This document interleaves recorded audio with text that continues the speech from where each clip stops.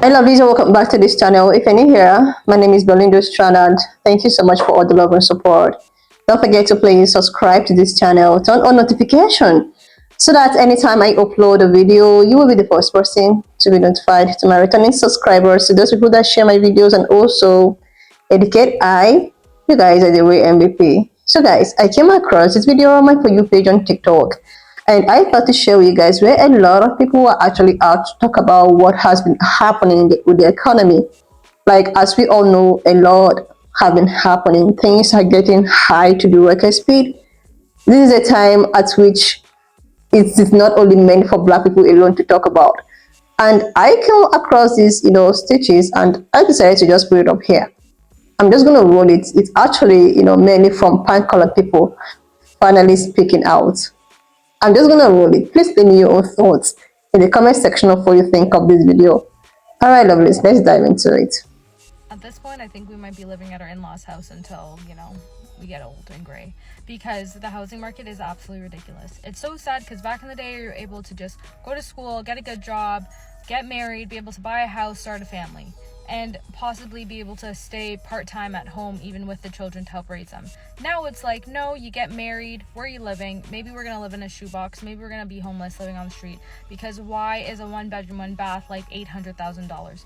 Like, I'm just trying to wrap my head around how things are going right now, because it's pretty hopeless for this generation, for us that are trying to start our lives and get a place. It's like, rent is absolutely insane. You can't save any money to be able to buy a place. They don't want us to own anything, and they literally want to destroy your dreams of starting a life. It's just so embarrassing. On top of that, working almost every single day, getting no time off, getting treated not in a way I would prefer. I don't make enough money to survive. I make enough money to pay my bills and barely have anything left over. Cost of living continues to rise. Wages are stagnant. This isn't rocket science. The blueprint to the American life and American dream 40, 50 years ago was sold much differently than it was now. Back in the day, wife, maybe a couple kids, house, car, one fucking job. Now, you can work a very prestigious corporate job and not even have anything left over. The economy is no longer built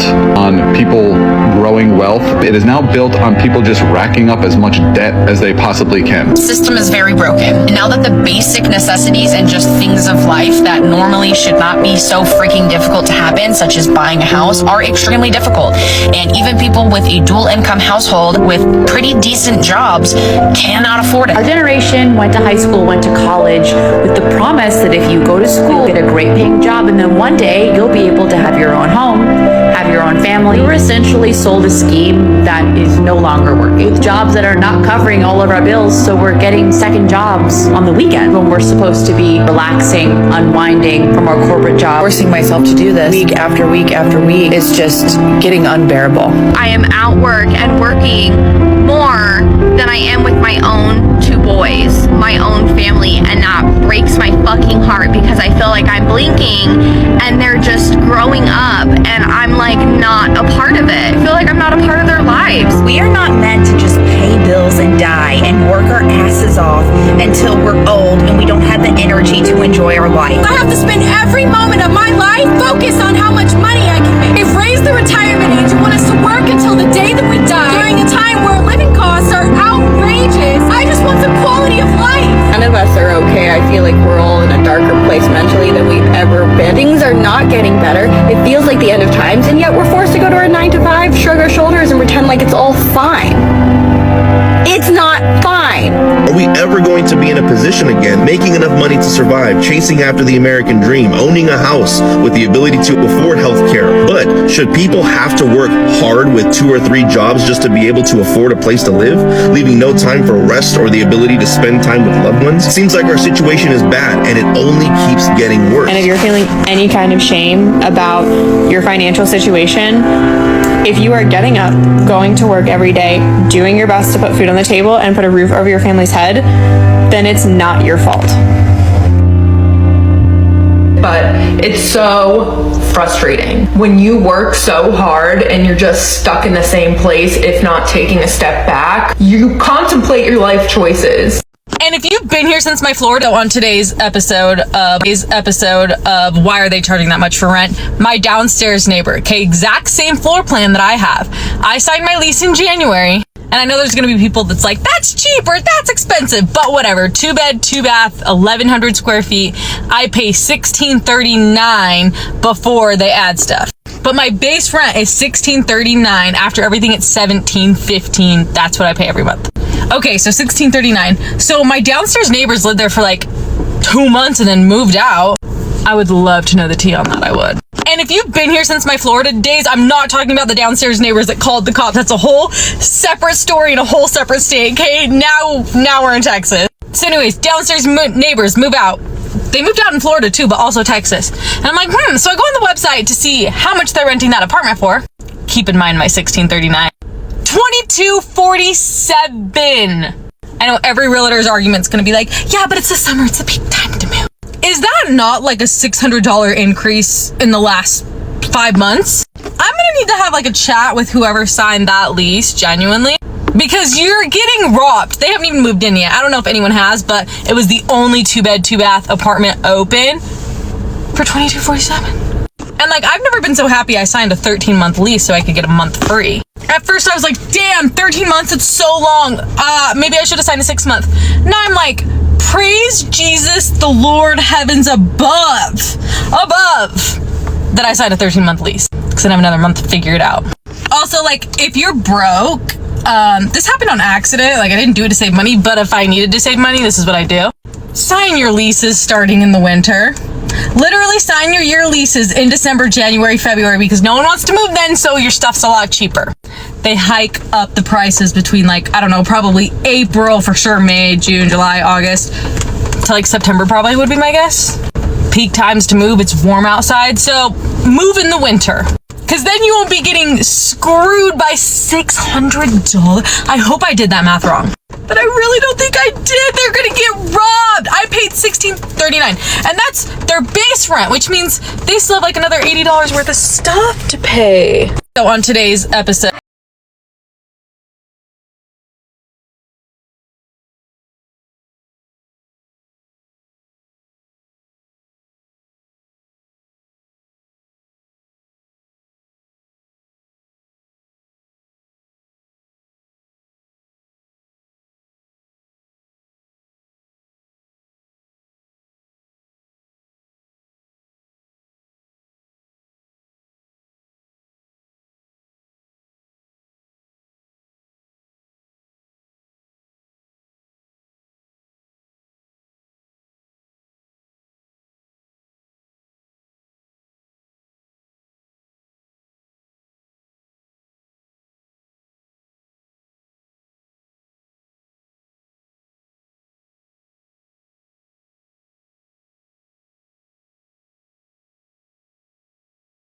To continue living my entire life like this. I'm not going to struggle my entire life. I'm just really tired of like not being able to do the things that I want. Prices on everything are up, from food, gas, rent. Instead of $60 to fill up your gas tank, it's $140. Instead of 99 cents for eggs, it's fucking $3. Rent's going from $3,000 to $5,000. All that shit adds up, and wages aren't going up fast enough. Wages have gone nowhere. So what did most of us have to do? Myself included, with the extra $400 a month I was spending on gas, I had to use my credit cards. Even with 3 jobs now, I'm not even gonna make a dent on those credit card bills. I seriously want to know what the end game is, because soon we're not gonna have any money for anything anymore. So why the fuck are we working so hard to make money for other fucking people to use and steal our income just for us to never see it? I don't know what to do anymore. I don't. I just don't understand. At one point, I thought I had some sort of a purpose. I'm working just to basically pay bills, just to survive. Why can't we all collectively come together and agree that we just don't want to do this anymore? If our backs are their table, what do you think is going to happen when we stand up? I always know we're about to go into a recession when people start only putting like $5, $10 in their gas tank on the pump. Like, you be hurting for money if you gotta scrape the pennies on gas. No shame. I've had to do it before. Absolutely have I had to do that before. Especially in high school, me and my friends would just like go and gather all the quarters so we could turn it in for gas money. Anyway, they're out here trying to tell us that we're not in a recession, but here's the thing. I can always tell at gas stations. I can. I don't know what it is. It's a gift. It is a gift that the good Lord gave me. Oh, and it's like pouring rain outside and I need to get gas, but I will get wet because I didn't bring a jacket. So I'm really waiting this one out because I feel like we have no other options, if I'm being honest. And I'm totally out of gas. So I either choose to go get wet or I choose to wait it out. And I'm choosing the latter because I don't want to go get wet out there. Like, it's pouring. We aren't scared of a little sprinkle, but it's pouring. Like, that's coming off the cover. And for those of you that are like, you're under a cover. Yeah, but like, it ain't covering. Like, seriously, lovelies, I must confess that the way at which things are really going high is not something that is to be left for a particular group of people, to talk about or to give their own, stuff. A lot of time, things like this, inflations, every other thing that is going on in the economy or what have you, have been actually spoken and solved one way or the other by black people. And now for this, some of these color people to actually come out to give them 1 cent, that means the things have really it has really gone from 0 to 100. Because before you see, pine-colored people actually coming out to vent, to have this kind of, oh my God, what is happening?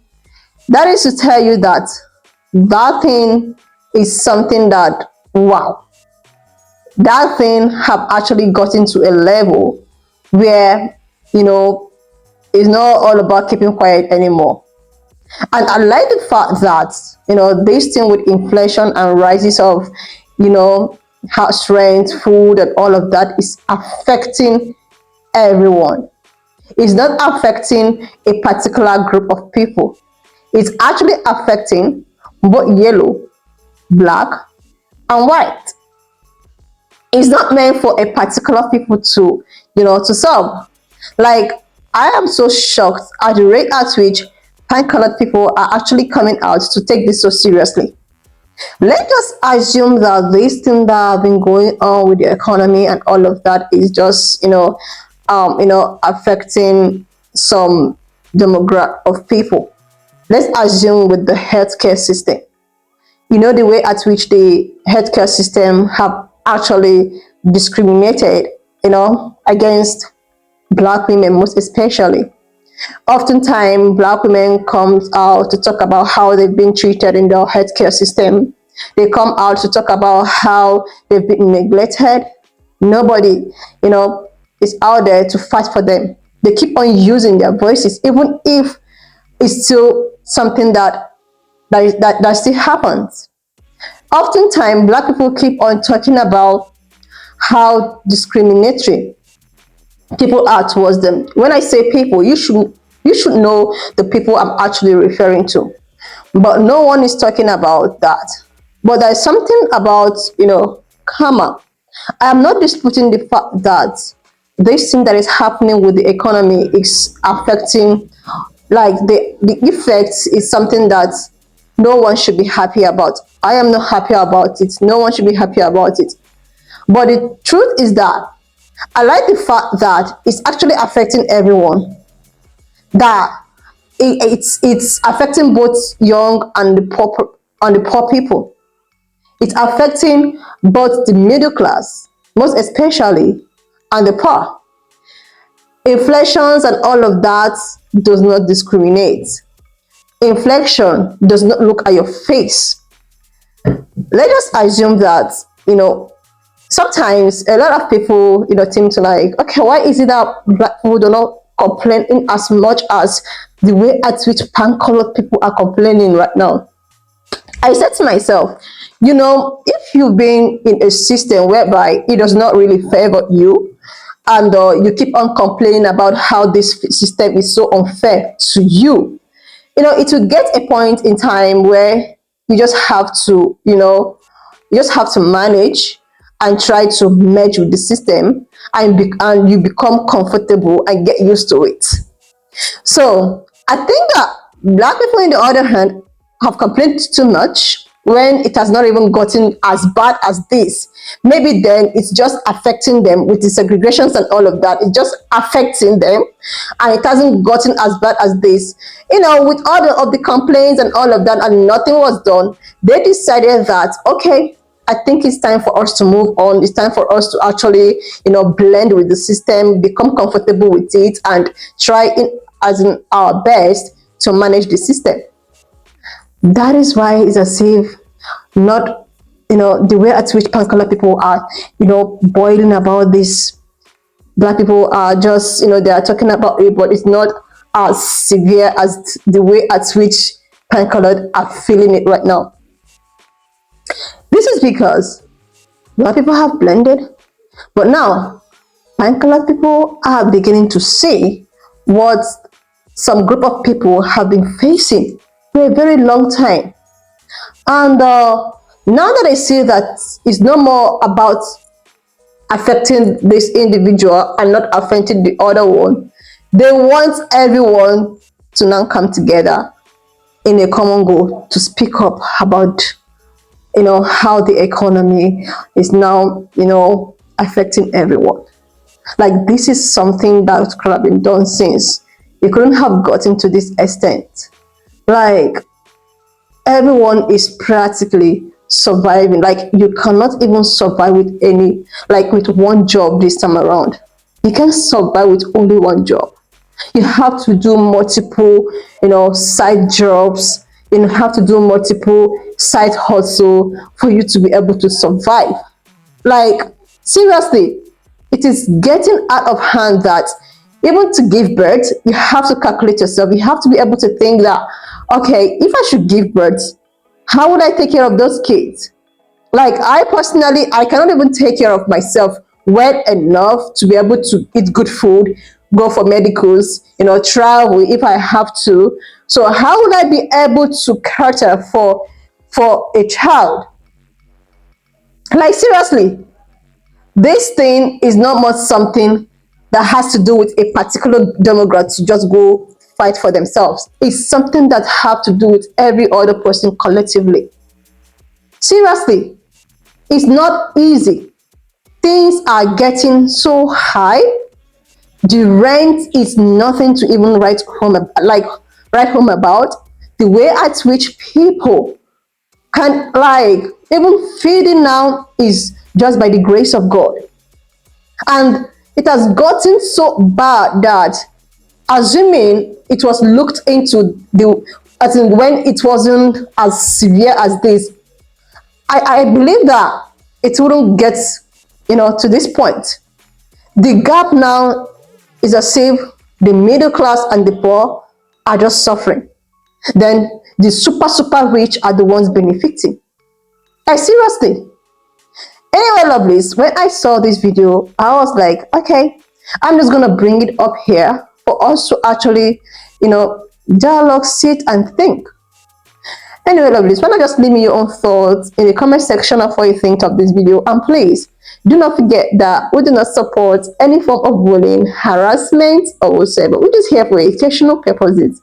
So please subscribe to this channel if you're here to do that. Like this video, and I will see you, lovelies, when I upload the next one.